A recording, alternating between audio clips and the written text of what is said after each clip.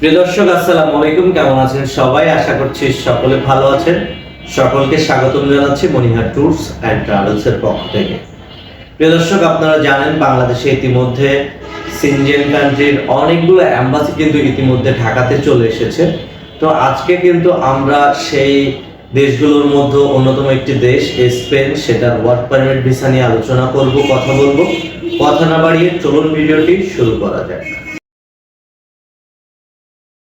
তো প্রিয় দর্শক, আপনারা যারা স্পেনে ওয়ার্ক পারমিট ভিসাতে যেতে চান তারা কিন্তু আমাদের সাথে যোগাযোগ করতে পারেন।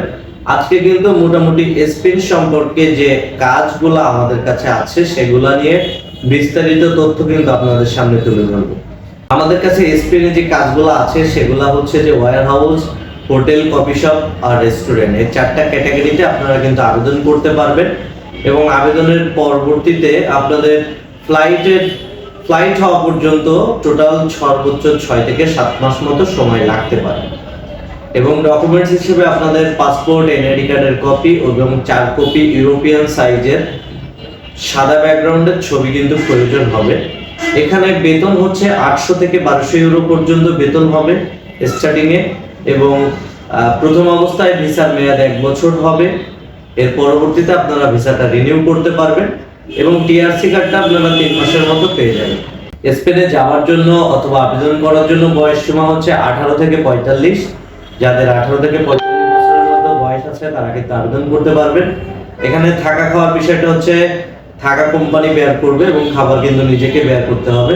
ডিউটি টাইম বেসিক 8 ঘন্টা ডিউটি, এবং আপনি যদি ওভারটাইম করেন সেক্ষেত্রে বেতনের 1.5 গুণ কিন্তু আপনি ওভারটাইমে স্যালারিটা পাবেন। তো সর্বমোট 6 থেকে 7 মাসের মধ্যে কিন্তু স্পেনের ফ্লাইটটা হয়ে যাবে। আপনারা যারা স্পেনে যেতে চান তারা কিন্তু আমাদের সাথে সরাসরি যোগাযোগ করতে পারেন। আমাদের ভিডিওর স্ক্রিনে অথবা ডেসক্রিপশনে থাকা নাম্বারে ফোন করতে পারেন, অথবা সরাসরি আমাদের অফিসে আসতে পারেন। আমাদের অফিসের ঠিকানা যশোর মনিহার কমপ্লেক্সের 2য় তলা, মনিহার যশোর। তো আজকের ভিডিওটি এখানে শেষ করছি। সকলে ভালো থাকবেন, সুস্থ থাকবেন। আল্লাহ হাফেজ।